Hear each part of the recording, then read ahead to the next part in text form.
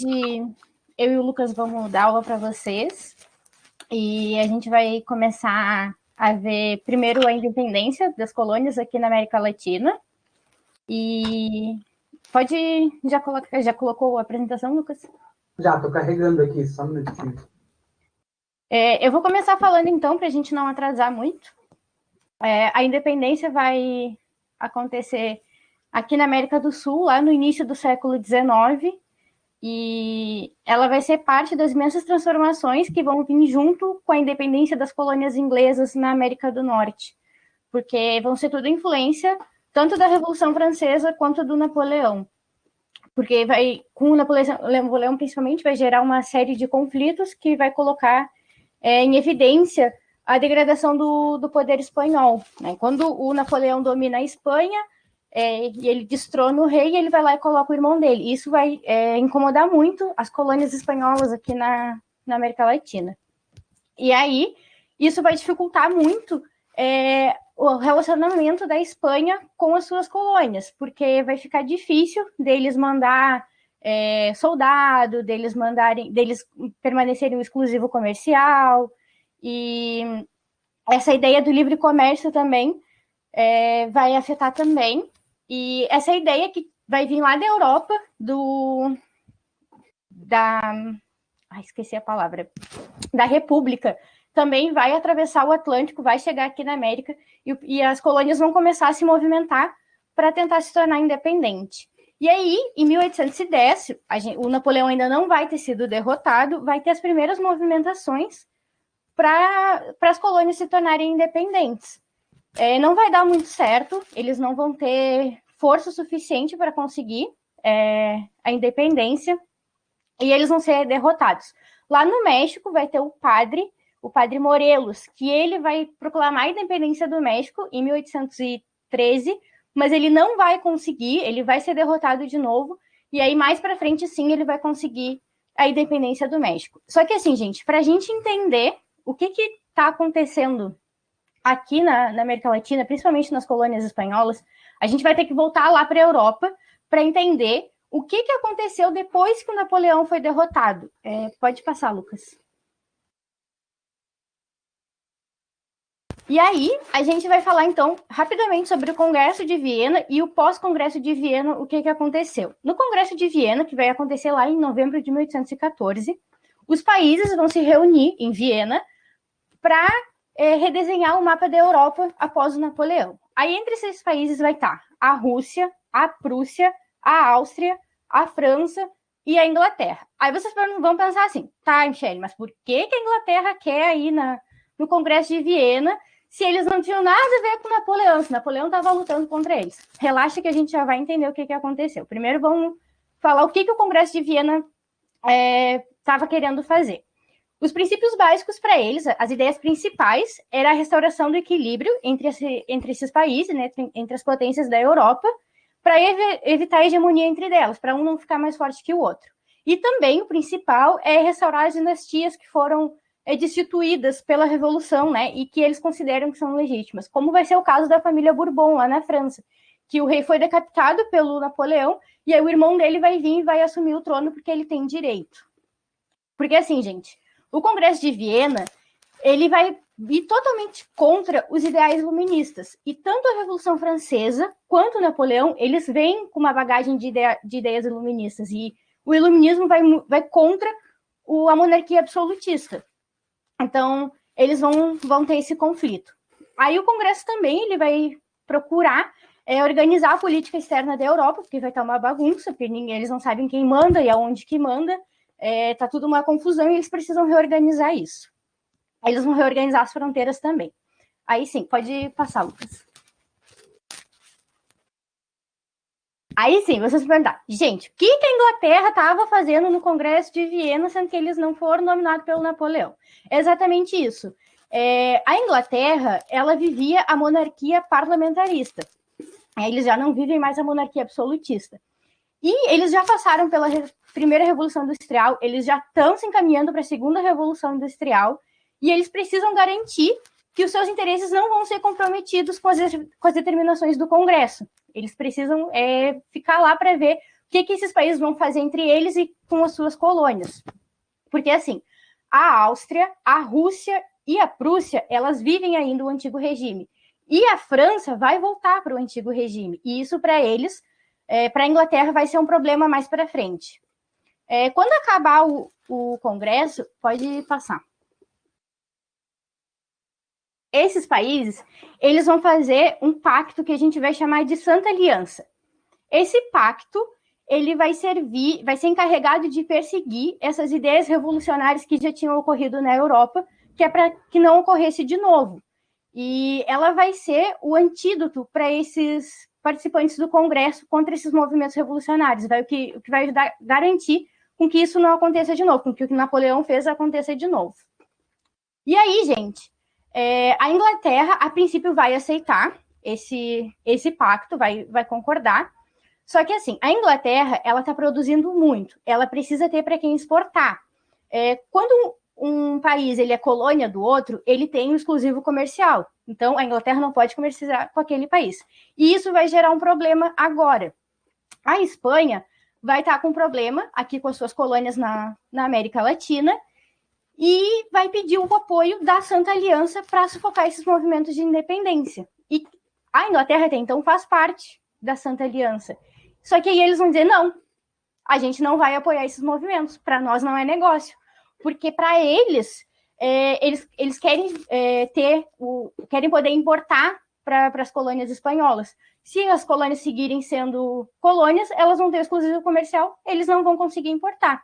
E aí eles vão se opor a esses países, eles vão romper esse pacto da Santa Aliança. E aí a Inglaterra, além de romper o pacto, vai apoiar as colônias aqui na América Espanhola para se tornar independente. Pode passar, Lucas. Espera aí, que eu não estou enxergando. Só um pouquinho. Tá. E aí, gente, vamos... Então, vocês entenderam o que aconteceu lá na Europa, né? Congresso de Viena, pós-Congresso de Viena, a Santa Aliança, a Inglaterra apoiou, depois voltou atrás. Então, agora a gente vai voltar aqui para a América Latina para a gente ver o que aconteceu com essas colônias que estavam meio perdidas, sem saber o que fazer, estavam tentando se tornar independente. As motivações, assim, do modo geral dessas colônias, porque a Espanha foi invadida pelo Napoleão, isso meio que descredibilizou, assim, a Espanha como referência, eles ficaram, né, tipo, paquearam eles assim. Os Estados Unidos ter se tornado independente, né, e eles já estarem bem mais à frente. O desejo pelo livre comércio e outra coisa bem importante que vai ser o apoio financeiro que a Inglaterra vai dar para esses países se tornarem independentes. É claro que ela não vai fazer isso porque ela é boazinha, ela está fazendo justamente isso porque ela tem interesse, que ela quer poder comercializar com eles. Pode passar. E aí, gente, as principais características desses movimentos vai ser assim. Primeiro, a resistência que as colônias vão ter, e elas vão ser lideradas pelos crioulos. Os crioulos, eles eram filhos dos espanhóis que vieram para cá. Eles são considerados espanhóis, mas eles não têm a confiança da coroa espanhola. E eles também não têm o poder de participar na política dessas colônias. Então, eles vão se revoltar com isso e vão liderar esses movimentos de independência. Essas revoltas elas vão ser reprimidas com força e violência pela Espanha. Vai ter bastante conflito, vai ter bastante confusão, mas eles vão conseguir. Pode passar. E aí, vão ter 3 caras que vão ser os principais líderes desses movimentos de independência. O José Maria Morelos, que eu já falei dele antes, ele já tinha declarado a independência do México, ele não conseguiu, ele vai voltar e vai conseguir a independência do México. O José de São Martín, que vai atuar na independência da Argentina e de alguns outros países. E aí vai ter esse outro cara, que eu acho que vocês já devem ter ouvido falar, que é o Simão Bolívar. Ele vai ser venezuelano, ele é militar, e ele vai ajudar a independência de 6 países. E aí esse cara, ele vai defender o que a gente vai chamar de bolivarianismo ou pan-americanismo. E o que é isso? Ele vai defender que essas colônias que vão se tornar independentes, elas se tornem, esses povos latino-americanos, eles se tornem tudo uma coisa só, tudo uma forma de América. E ele acha que isso é realmente a única forma de tornar essas colônias independentes. Só que aí, gente, essa ideia para quem estava na colônia era uma boa. Mas vai ter gente que vai se opor. O Brasil vai ser porque nesse momento ele ainda é colônia de Portugal. Os Estados Unidos não vai apoiar, porque eles vão achar que eles vão se tornar muito fortes, vão poder confrontar os Estados Unidos, vai poder criar alguma confusão. E quem também não vai apoiar vai ser a Inglaterra, que estava financiando esses movimentos. Eles vão dizer que não existe isso de toda essa América Espanhola se tornar tudo uma coisa só, que não vai acontecer. Eles vão tipo, praticamente proibir que se torne. E aí, essa ideia do Simão Bolívar não vai dar certo e vai acabar com essas colônias se tornando independentes, se tornando os países que a gente conhece hoje, né? Que são vários países, assim, com pequenos territórios, assim, comparados como, por exemplo, ao Brasil. E tudo isso vai gerar umas grandes consequências nessa América Espanhola. Pode passar. E essas consequências, acho que... eu troquei ali, tá. Mas as consequências desse movimento vão ser a seção política desses crioulos, e isso vai gerar bastante confusão, principalmente lá na Argentina, com o Brasil, quando eles vão estar disputando o território do Uruguai, né, as guerras lá no Rio da Prata. Outra consequência que vai ter é a conquista da liberdade econômica, quando esses países se tornam independentes, eles se livram do exclusivo comercial e eles podem comercializar com os outros países, principalmente com a Inglaterra. Eles vão meio que ser obrigados assim a comercializar com a Inglaterra, eles vão criar uma certa dependência porque ela apoiou eles, né? E aí isso também vai oportunizar a instalação dos sistemas republicanos nas Américas Espanholas. Pode passar. Aí, eu trouxe aqui, a gente trouxe as principais independências, né? A Colômbia vai se tornar independente em 1811, o Uruguai em 1815, a Argentina em 1816, o Chile em 1818 e o México um pouquinho mais tarde, em 1821. Mas se vocês forem comparar com o Brasil, eles estão muito à frente. Nessa época aqui, o Brasil ainda vai ser colônia, eles ainda vão estar. O Dom João já vai ter voltado para Portugal, o Brasil vai estar passando por um momento bem conturbado, enquanto as colônias espanholas já vão tudo se tornando independente. Tá?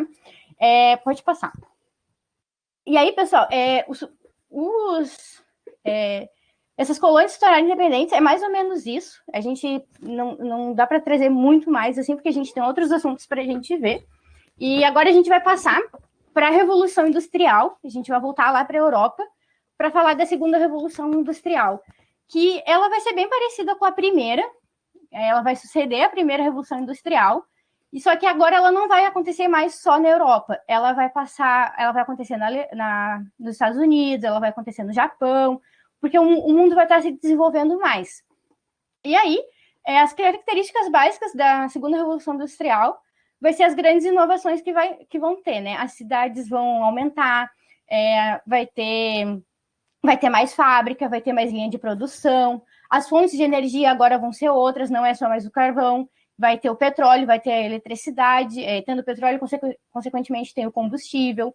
Isso vai fazer com que as máquinas fiquem mais avançadas, vão ser mais rápidas, a produção vai aumentar, a eletricidade vai fazer com que essas fábricas funcionem por mais tempo, isso vai aumentar a produção, principalmente para a Inglaterra, que está cada vez produzindo mais e precisa exportar mais, está vendendo muito, precisa exportar, então isso vai beneficiar bastante eles. Agora, o sistema de transporte também vai sofrer uma boa mudada, assim, os navios eles vão estar maiores, os trens vão circular mais rápido, o avião vai ser criado, os telefones também, o avanço na comunicação vai vir bem forte, e vai acontecer uma coisa bem importante, que é a busca dos direitos trabalhistas, vai ter a criação dos sindicatos, e as primeiras leis trabalhistas vão ser colocadas também. O crescimento das cidades também vai afetar bastante, o neocolonialismo vai afetar também bastante a segunda Revolução Industrial, e ela vai começar lá no século XIX e ela só vai acabar lá no século XX, então ela vai durar bastante tempo, assim.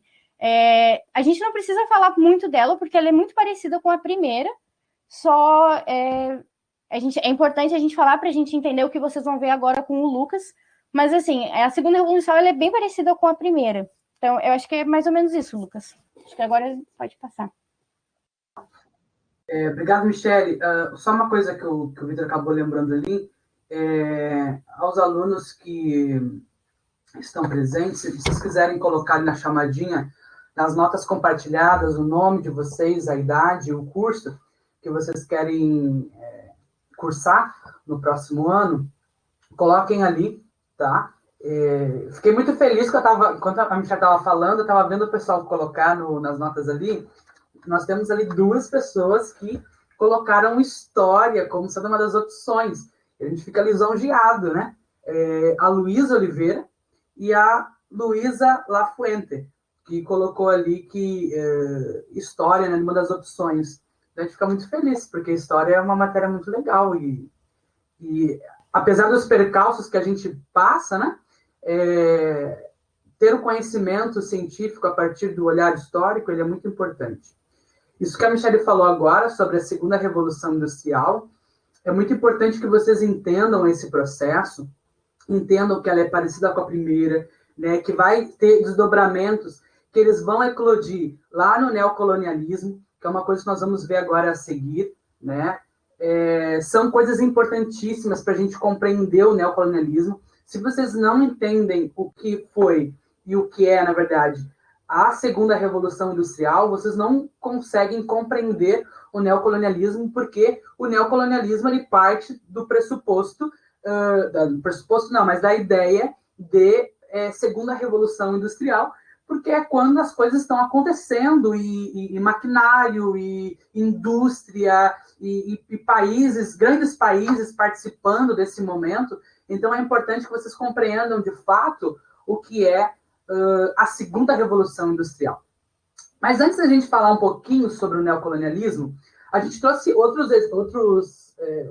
um outro conteúdo também que é importante, que cabe nessa aula, para a gente entender o neocolonialismo, que são as unificações dos estados. Sem nós entendermos o que são as unificações dos estados, a gente também não compreende o neocolonialismo, porque no neocolonialismo nós temos lá a Conferência de Berlim, que vai ser chamado por das potências que vai se formar a partir da unificação de estados, tá? Dos estados, tá? Então, assim, para a gente compreender o que é a unificação dos estados, Lucas, eu não estou entendendo, me explica melhor aí. Assim, ó, digamos que nós temos aqui em Pelotas diversos bairros, né? Nós temos o Fragata, nós temos o Centro, nós temos o Areal, nós temos as Três Vendas, nós temos vários e vários bairros na nossa cidade que formam o quê? A cidade de Pelotas, certo? Imagine você, se nós tivéssemos só os bairros de forma fragmentada, o Areal, as Três Vendas, o Fragata, o Centro. Imagina se, por exemplo, a Michele, que, hipoteticamente, por exemplo, mora no Capão do Leão. E a Michele, ela, trazendo assim para a gente visualizar melhor, tá? A aula.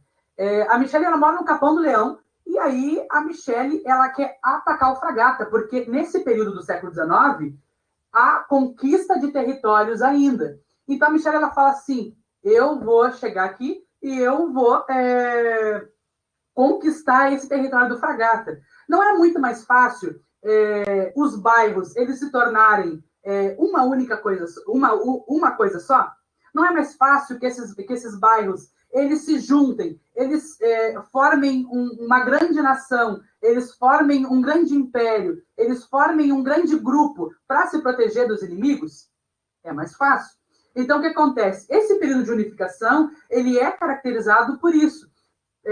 Diversos grupos, diversos locais, diversas regiões estão fragmentadas nesse momento, e essas regiões elas vão se tornar uma única coisa só a partir desse movimento de unificação.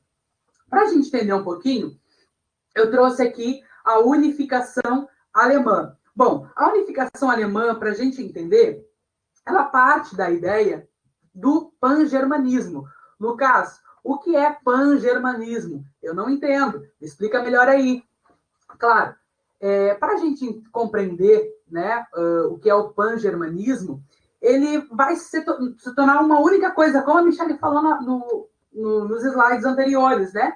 A Pan-América, se eu não me engano, né? Que seria uma única coisa só. Uma única coisa só é bom. Uma coisa só, né? Que vai se tornar um grande grupo, que vai se tornar um aglomerado de alguma coisa, que no caso vai se formar a Alemanha, tá? Ali tem um textinho que diz assim, ó, as grandes forças que estavam envolvidas nesse processo eram os reinos da Prússia, que era um reino muito forte nesse momento, tá? E também o Império Austro-Húngaro, que também vai se tornar... era uma potência muito grande nesse momento, tá? A Prússia, ela estava em processo de desenvolvimento, tá? E acreditava que a unificação da Alemanha traria o fortalecimento, não da Alemanha, mas o fortalecimento da Prússia. A Prússia, ela pensava para frente, ela falava assim, olha, se esses alemães, se esse grupo, né, se tornar um grupo só, nós vamos nos fortalecer. A gente vai colocar gente nossa ali para fazer as coisas, para conduzir essa galera. Já o Império Austro-Húngaro, ele vai dizer assim, não, eu acredito que não. Eu acredito que pode manter do jeito que está. Né? Acredito que não é necessário a unificação nesse momento. E por quê? Porque o Império Austro-Húngaro ele vai olhar e falar assim, se unificar, eu vou perder os meus territórios. Né? Eu vou perder aqueles grupos, né? Aquelas localidades, aquelas regiões que estão de acordo, estão dentro dos meus ideais, que estão partilhando das mesmas convicções que nós. Então, assim, se eles se tornarem unificados, vai dar ruim, né? E a gente não vai conseguir manter os nossos territórios. Então, assim, nós temos dois grupos, né? O grupo da Prússia, que vai falar assim, vamos unificar, é isso aí, gente. E o Império Austro-Húngaro vai falar assim, não vamos unificar, isso não precisa acontecer, agora não é o momento, tá?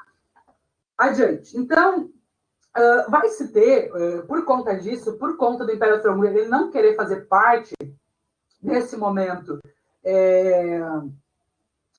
da unificação, ele não dar o aval de que, assim, vamos unificar, isso mesmo, essa galera da Alemanha, que não é Alemanha ainda, eles vão criar esse pacto aqui, que é esse nome maravilhoso em alemão, Zollverein, né? Se vocês sabem alemão, me corrijam, mas se não sabem, é isso mesmo, tá? Eles vão criar esse pacto, né? Esse projeto, que ele vai ser um projeto aduaneiro, né? Lucas, o que é aduaneiro?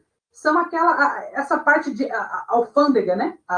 Esse aduaneiro traz a ideia de alfândega, né? Um projeto alfandegário, que ia permitir o livre comércio entre os reinos germânicos, né? Mas iria excluir a Áustria. Por quê? Porque a Áustria não queria apoiar essa ideia de unificação. Então, assim, os países, as regiões, elas vão sentar, elas vão conversar e falar assim, olha, a gente vai criar um comércio liberado, né? Vamos poder comercializar um com o outro, galera da Prússia e tudo mais, mas a Áustria, nós não queremos a Áustria, nós vamos deixar a Áustria de lado, nós não vamos comercializar com ela, nós vamos deixar ela de lado. E é o que esse pacto ele vai falar, tá bem? Se vocês tiverem alguma dúvida, coloquem ali no bate-papo, tá? Que daí a gente vai conversando e aí eu vou tentando responder. Essa parte de Europa não é a parte que eu mais amo da minha vida de história, né? Eu não gosto muito de Europa, eu sou mais do Brasil, eu prefiro história do Brasil, mas eu tive que dar uma estudadinha, ver algumas coisas para conseguir dar aula para vocês aqui, porque não é uma coisa que eu curto muito ler sobre, falar sobre, mas é importante para o Enem. E principalmente a parte que nós vamos falar sobre neocolonialismo, nós vamos ver mais para frente, e até mesmo essa questão das unificações, tá bem?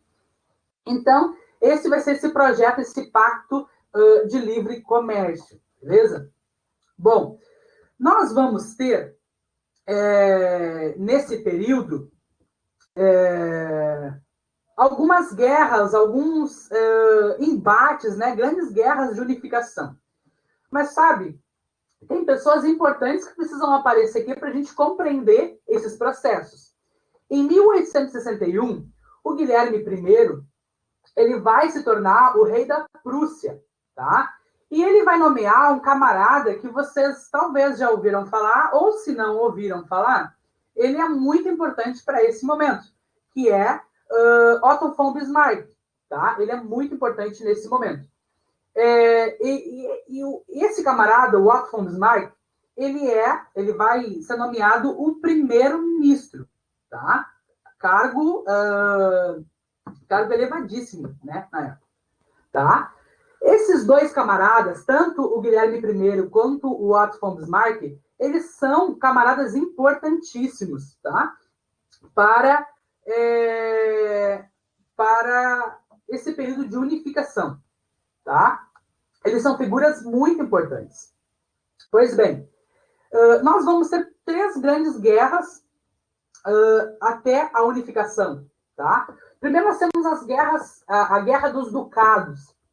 Ela vai acontecer em 1864, que é o que diz ali, a disputa territorial entre Prússia e Áustria contra a Dinamarca, tá? Eles vão se juntar contra a Dinamarca. Como consequência, a Prússia, eles vão ganhar, né, essa Guerra dos Ducados, e a Prússia, ela vai anexar o território esse território aqui, muito legal, que é esse aqui, ó, Schleswig, e, né, não entendo muito, não sei muito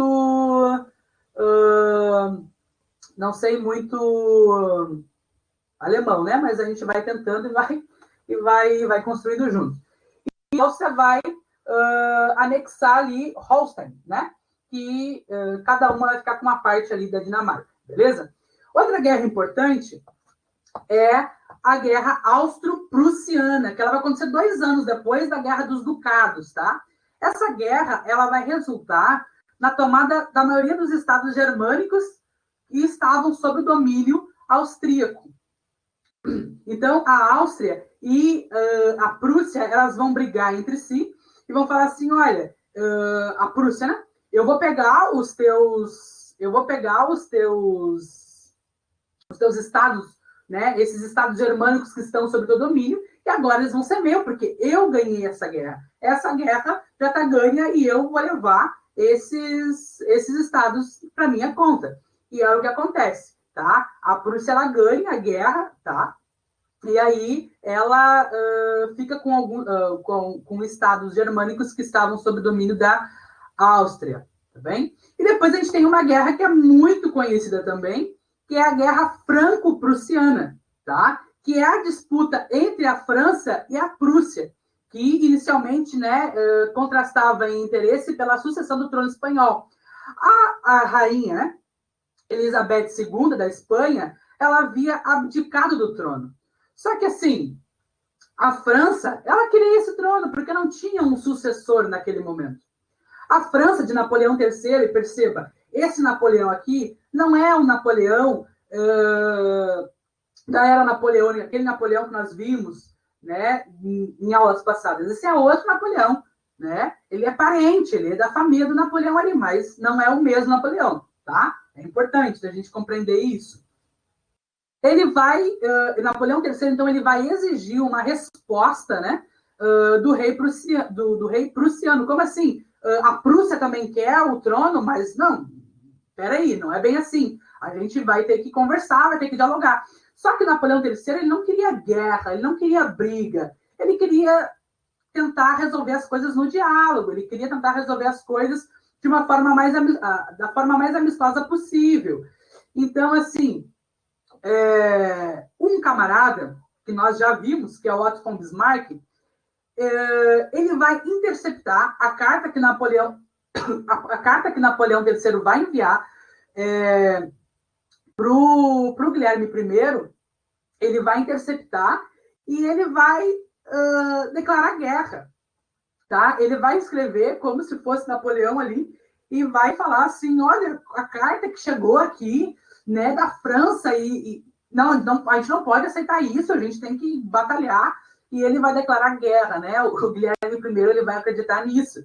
E aqui a gente tem um exemplo verídico de fake news a partir do olhar histórico. Então, não é uma coisa nova, já é uma coisa antiga, né? Então, Guilherme I ele vai acreditar nessa carta e eles vão declarar guerra, eles vão brigar, né? Eles vão brigar entre si, a Prússia e a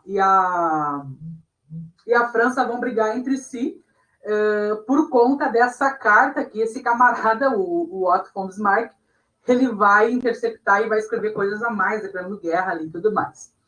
Então, como resultado disso aí, a Prússia, que era uma potência muito grande na época, ela vai vencer a guerra, tá? Ela vai humilhar a França, porque ela tinha um poderio bélico muito grande, tá? Ela vai tomar o território, isso é importante também, ela vai tomar o território de Alsácia-Lorena, tá? E eles vão coroar, né? A Prússia vai coroar Guilherme I como sendo o imperador do recém-criado Império Alemão, né? E tendo como chanceler do Segundo Reich, então, Otto von Bismarck, tá? Eles vão conseguir ali, depois dessa confusão toda, eles vão unificando, tá? E vão criar o Império Alemão, tá? E Guilherme I ele vai ser, então, o imperador desse período, tá? No momento da unificação. Olha só. E como consequência, então, do pan-germanismo, a Alemanha ela vai se inserir definitivamente na disputa imperialista que estava ocorrendo, tá? Que a gente vai ver isso daqui a pouquinho, quando falarmos sobre neocolonialismo, tá? A Alemanha ela vai, então, fazer parte desses grupos de impérios que vão brigar pela África, pela Ásia também, né? A partilha ali.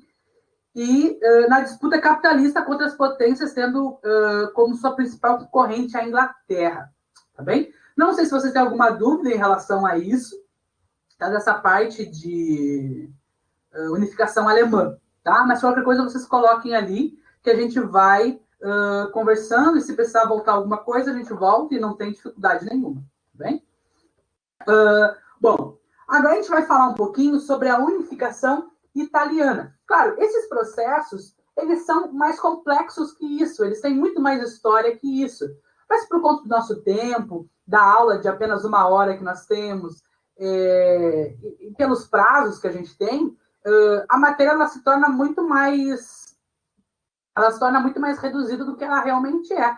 Tem gente que pesquisa sobre isso e tem muitos e muitos materiais, tem mais acontecimentos no meio, mais coisas ocorrendo. Então, por conta do nosso tempo, a gente não consegue falar detalhadamente sobre o que foi cada uma delas, né? Por conta desse tempo. Até essa parte que a Michelle falou sobre as independências da América Espanhola, ela é algo muito extenso. Mas, por conta do tempo, a gente tem que ir adaptando, ir fazendo cortes e vendo o que é realmente necessário, o que realmente o Enem vai cobrar de vocês, tá? Então, é importante vocês compreenderem, de fato, esses processos que estão ocorrendo no século XIX e também no século XX, tá bem? Bom, a unificação a unificação italiana, ela vai ali se dar pela década de 70, em 1770, 71, tá? É o período ali, o início desse processo, tá bem? Da unificação italiana. Eles vão chamar também, além de unificação, eles vão chamar de Risorgimento, né? Quem entende alemão aí, Risorgimento, né? Que seria erguer-se, levantar-se, né? E é o processo que ficou conhecido na Itália no século XIX, né? Erguer-se enquanto Estado nacional. Perceba, nós temos outros Estados nacionais que já estavam erguidos, né? Nós temos a Espanha, nós temos a Prússia, nós tínhamos ali o Império Austro-Húngaro, nós tínhamos Portugal, enfim, nós tínhamos diversas nações que já estavam constituídas. Mas quando você olha para a Itália, quando você olha para a Alemanha, não eram regiões que estavam constituídas a partir da ideia de Estado nacional, né? Eles precisaram passar por esse momento, passar por esse período, né? De que vamos reavaliar, nós precisamos estar mais juntos, nós precisamos passar por essa unificação para tornar os nossos estados, o nosso Estado mais forte, nosso império mais forte. A gente precisa compreender que quanto mais diverso como o exemplo que eu falei dos bairros aqui de Pelotas, quanto mais diverso as regiões, mais difícil é o poderio militar, mais difícil são questões econômicas, né? Então, tudo se torna, digamos, um peso, né? É difícil conciliar as coisas, né? É difícil se manter de pé por conta disso. Agora, quando um império ele se torna unificado, aí as coisas começam a melhorar, as coisas começam a dar passos diferentes, tá? Como a Michelle falou, com o Congresso de Viena, a Itália ela ficou dividida em alguns reinos, né? Sendo que a Áustria passou a exercer domínio sobre a Lombardia e Veneto, tá? Então a Áustria ficou com algumas partes, né, a partir do Congresso de Viena, das regiões da Itália. Ela tinha domínio ali, ela tinha influência nesses dois locais, tá? Para esse momento, tá bem? Vai se criar, aí eu fiz uma colinha aqui, porque essa parte da história não é uma coisa que eu curto muito, mas é importante. Vários grupos, eles habitavam a Itália, né? E para saber qual seria o programa de governo. Será que programa de governo, entre aspas, né? Porque isso é muito novo. Mas qual seria o sistema que eles iriam adotar, né? Qual o sistema que nós vamos ter na Itália a partir do momento que nós iniciarmos e começarmos essa ideia de unificação, de ressurgimento, né? E aí vai ter alguns grupos, né? Esse primeiro grupo, né, os neoguelfos, acho que é isso, né? Eles vão ser liderados pelo Vincenzo Gioberti, e eles vão defender, então, a unificação sobre a proteção e também a liderança do papado, né? Então, ou seja, seria uma monarquia clerical, ou seja, uma monarquia que a igreja estaria junto ali, que a igreja ia dar as ordens também, né? O papado, a igreja católica, então, seria a liderança nesse momento para esse grupo. Mas nós temos outros grupos também, como, por exemplo, os republicanos. Ideias republicanas, elas não nascem da noite para o dia. Há sempre grupos que anseiam e desejam que dentro da história, que o país se torne independente, que o país se torne republicano, que a nação se torne republicana, enfim. E nesse período também vai ter grupos, desse grupo, né, o grupo dos republicanos, que vai ser liderado, né, pelo Giuseppe Mazzini, tá? Ele tem, esse camarada, o Giuseppe, ele tem uma atuação dentro da Sociedade Secreta Carbonária, tá? Que se opunha, então, ao antigo regime e também ao papado, ou seja, esse grupo aqui, por conta do Giuseppe, né, que tinha essa atuação dentro desse grupo secreto da Carbonária, ele já não curtia muito o primeiro grupo que a gente falou do Vincenzo, tá? Um outro grupo é o grupo dos monarquistas, que era liderado, então, pelo rei de Piemonte e Sardenha, né, Emanuel II, que vai defender, então, uma monarquia com uma forte presença liberal. Ou seja, a gente tem diversos grupos presentes nesse momento, tá? Que vão, cada um, puxar a sardinha para o seu lado, digamos assim, né? Eu quero que a Itália, ao ser unificada, ela tenha essa característica. Eu quero que a Itália, ao ser unificada, ela tenha essa característica, né? Bom, para a gente compreender, né, e pegando essa ideia pegando já esse nome do Emanuel II de Piemonte e Sardenha, o norte da Itália, ele era onde se localizava essa região de Piemonte e Sardenha, tá? e era um local mais desenvolvido industrialmente, tá bem? E também economicamente. Já o sul, ele não era assim tão industrializado, não era tão bem desenvolvido economicamente. Ele tinha mais uma economia agrária meio que miserável, assim, digamos, tá? Não era tão desenvolvido quanto o sul, quanto o norte, tá bem? Vamos avante aqui. Aí foi o que eu comentei com vocês agora, tá?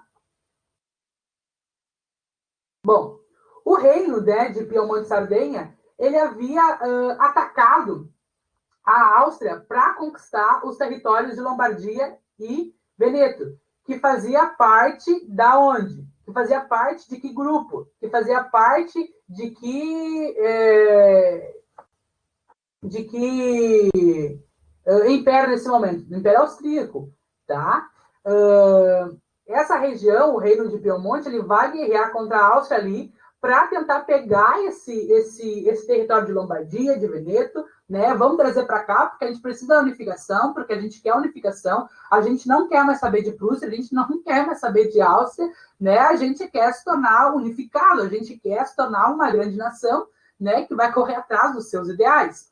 Só que acontece que eles foram derrotados. Eles foram derrotados, porque você tem mais poderio militar, mais investimento financeiro dentro da perspectiva austríaca do que desse reino aqui. Porque ele não era um grande reino, ele era um pequeno reino. Né? Não era uma coisa gigante, né? Ou glamourosa, entre aspas, como era a Áustria. Tá? Em 1859, então, o conde de Cavour, né? Ou Cavois, né, o primeiro-ministro do reino, né, de Piemonte e Sardenha, ele vai conseguir o apoio, então, de Napoleão III da França para atacar novamente a Áustria. Ou seja, ele olhou para aquilo dali, olhou para a França e viu uma oportunidade, né, de pegar um auxílio. Tipo assim, uma mão lava a outra, como a gente vai ver aqui.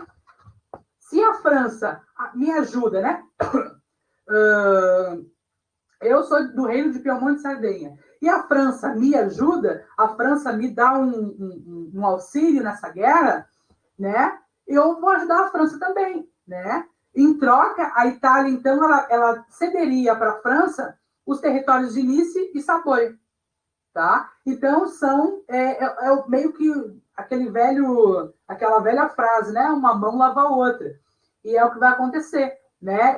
A França vai entrar, vai ajudar o reino de Piemonte e Sardenha, tá? E aí eles vão, então, ceder esses territórios de Nice e Savoia para que a França ajude eles nessa guerra, tá bem? Qualquer dúvida, coloquem ali. Bom, a Itália, ela vai conquistar a Lombardia da Áustria, tá? E, através de um plebiscito, outros reinos que estavam ali dentro dos mesmos ideais da Áustria, tipo, do mesmo pensamento, né, dentro das mesmas convicções que a Áustria, eles vão falar assim, opa, peraí, né, como o Parma e Toscana, não, a gente não quer mais saber de Áustria, não. A gente quer aderir agora, a gente vai fazer parte agora, tá, do movimento de unificação italiana. A gente vai deixar essa ideia de Áustria, nós não queremos mais. Nós queremos agora se tornar unificados, nós queremos que esse ressurgimento aconteça. Tá? Em 1861, então, o republicano Giuseppe ele vai conquistar o reino das Duas Sicílias ao sul da Itália e vai anexar ao projeto de unificação, ou seja, estava crescendo o projeto. Né? Eu não consegui, acabei esquecendo de colocar o mapa, mas assim, cada momento vocês percebem que mais reinos, eles começam a fazer parte desse projeto de unificação. Eles olham para aquilo, para aquele projeto e falam assim, poxa, aquele movimento, né? E falam, poxa, isso pode dar certo, vamos investir nisso, né? Esse projeto, esse movimento, ele pode nos ajudar bastante, né? A nos tornar uma grande nação. Vamos aderir a esse movimento, e é o que acontece, tá bem? Bom, em 1861, então, Vítor Emanuel, ele vai se autoproclamar o rei da Itália, né? Ele vai falar assim, não, agora eu sou o rei da Itália, eu que vou conduzir essa galera toda aqui, tá? Agora já unificado, tá? Em 1871, Vítor, né, que era esse autoproclamado rei da Itália, e essa questão de autoproclamação, ela não, perceba que ela não vem de agora, como a gente teve, não sei se anos ou meses atrás, em uma nação vizinha ao Brasil aqui, né? Não é uma coisa nova, já é uma coisa antiga, desde o século XIX. Em 1871, então, o rei Vítor, né? Ele vai anexar os estados pontifícios, né? Que faziam parte ali dessa ideia de igreja, tá? Que anteriormente estavam sob o domínio da França, tá? Mas que tinham sido enfraquecidos por conta daquela guerra franco-prussiana, tá? E eles iriam definir, após isso, Roma como sendo a capital da Itália, tá bem? Né? Perceba que a gente vai longe, a gente viaja longe, né? A gente já está na Itália, a gente passou pela Alemanha, está na Itália, a gente esteve agora aqui em Bolívia, México, mas a história, ela te possibilita levar você para outro período da história e viajar no tempo, né? E pelos continentes. Bom, a Igreja Católica, ela não vai reconhecer o governo italiano, tá? Só que o Papa ali, ele vai olhar e vai falar assim, não, beleza, vamos fazer o seguinte, né? Nós vamos reconhecer, tá, o governo italiano se o Vaticano se tornar um Estado independente. E é o que acontece, você tem dentro da Itália o Vaticano, que cabe menos que um bairro aqui, talvez nem sei um bairro pequeno aqui em Pelotas, que cabe dentro ali do Estado do Vaticano, né? Então, tipo assim, o Vaticano se torna um Estado independente, se torna um país. Pouca gente sabe disso, bem? E é isso que acontece, essa parte de unificação italiana. Se tiver alguma dúvida, como sempre, coloca nos comentários ali e eu vou tentar responder vocês, beleza? Só que agora a gente vai falar um pouco sobre o neocolonialismo, que foi o que eu falei para vocês no início. E esse neocolonialismo, ele vai começar agora, tá? A gente vai dar as breves pinceladas de como vai proceder, como funciona, né? Quais são as relações que vão ter nesse momento, tá? E ele vai terminar na próxima aula com outros professores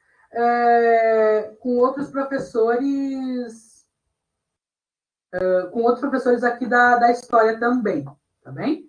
Então, assim, o neocolonialismo ele foi o processo responsável por ocupar e colonizar a África e a Ásia a partir do século XIX.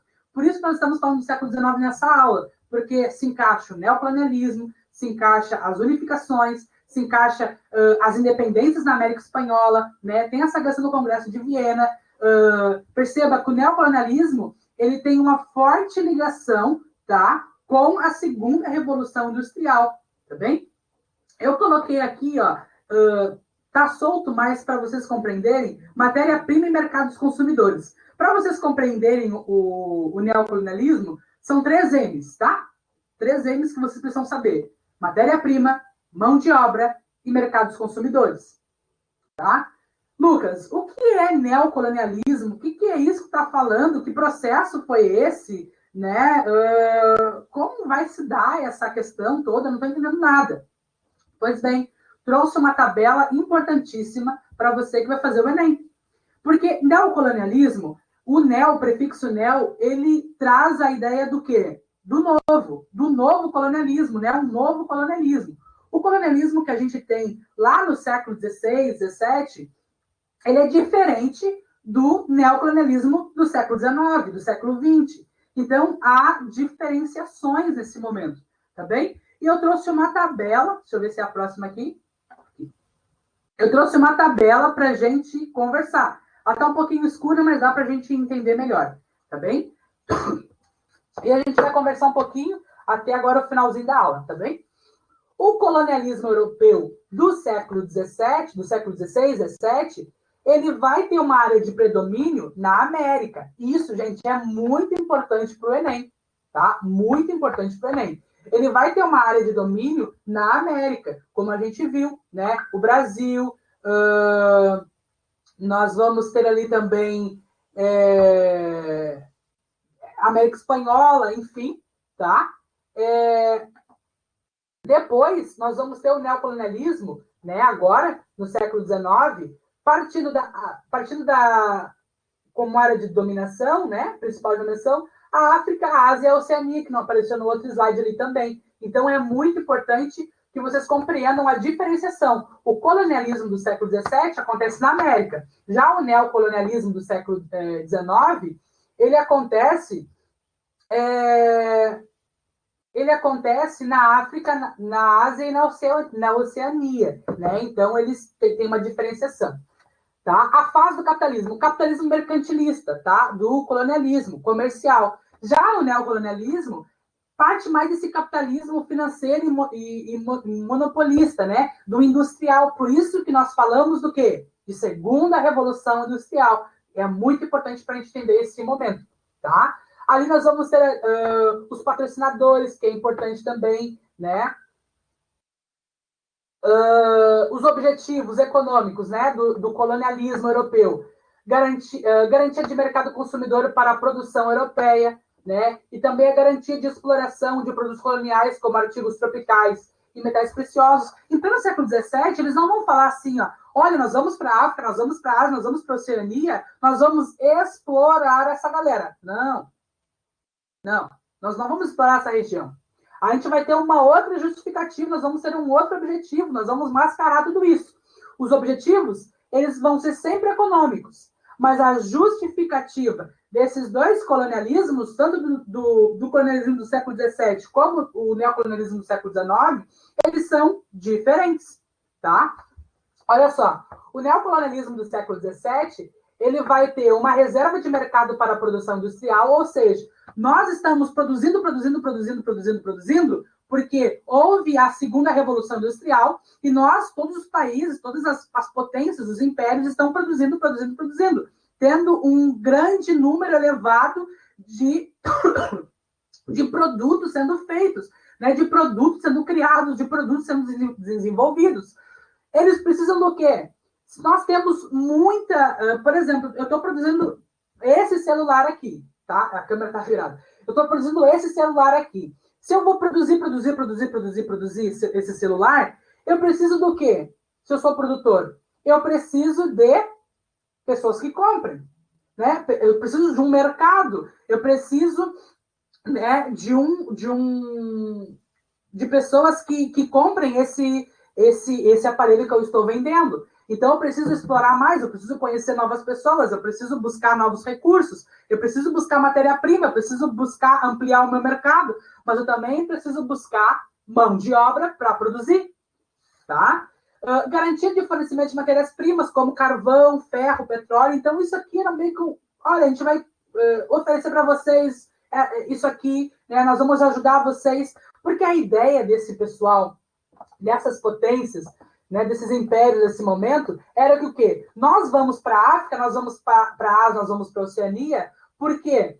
Eu quero voltar aqui com vocês. Porque nós vamos levar o telégrafo para vocês, nós temos um avanço técnico para vocês. Vocês são civilizações, vocês são grupos, né, não civilizados, né? Vocês são...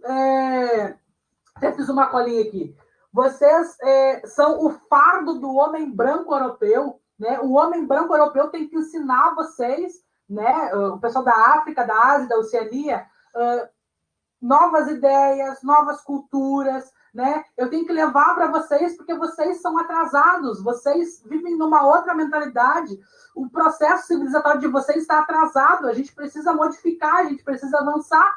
E eles pegam o darwinismo social e eles invertem as coisas e falam assim, nós estamos usando o darwinismo social, né? O fardo do homem branco, né? O homem branco, ele é o homem branco europeu, tá? Ele é um ser evoluído e os outros, né? Da África, da Ásia, da Oceania, são seres atrasados, são civilizações atrasadas, tá? O homem branco, ele vai levar o progresso para os povos atrasados, tá bem?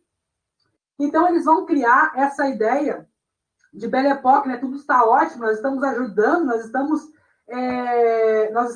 ajudando vocês, esses povos, nós estamos conduzindo vocês a um progresso, nós estamos conduzindo vocês a uma civilização decente, tá? E aí, a justificativa no colonialismo do século XVII, do século XVI, XVII, ele vai ser a fé cristã, a expansão da fé cristã. Nós temos que levar a fé cristã para a América, nós temos que levar a fé cristã para que eles conheçam. Essa é a justificativa, mas não é só isso que acontece. No neocolonialismo, nós temos essa questão da missão civilizadora, né, de espalhar o progresso técnico, científico pelo mundo. Nós temos que mostrar para esses povos atrasados que há muito mais do que eles pensam. Tá? É muito importante vocês entenderem esse processo, tá bem? Nós estamos encerrando aqui. Eu vou rapidamente falar um pouquinho da Conferência de Berlim, mas eu vou pedir para os colegas depois, na próxima aula, retomarem isso com vocês por conta do tempo. A Conferência de Berlim vai ser chamada pela Alemanha, eles vão falar assim, olha, vamos estar todo mundo na mesa, tá? Todo mundo sentou ali, todos os chefes das grandes nações da época, do século XIX, e eles vão falar assim, olha, nós temos aqui a África, nós vamos ter que repartir ela, porque você quer brigar por um negócio que eu estou aqui explorando, né? Estou ensinando, estou dando uma nova oportunidade de civilização para eles. Então, assim, você aqui, Itália, bom, você vai ficar com tal coisa. Olha, Alemanha, você vai ficar com tal parte. Olha, Inglaterra, você vai ficar com tal parte. E eles dividiram, a Conferência de Berlim, ela foi uma divisão, tá? Uma partilha, na verdade, da África, tá? Os países europeus, eles vão partilhar a África. Você fica com um pedaço, você fica com outro, você fica com outro.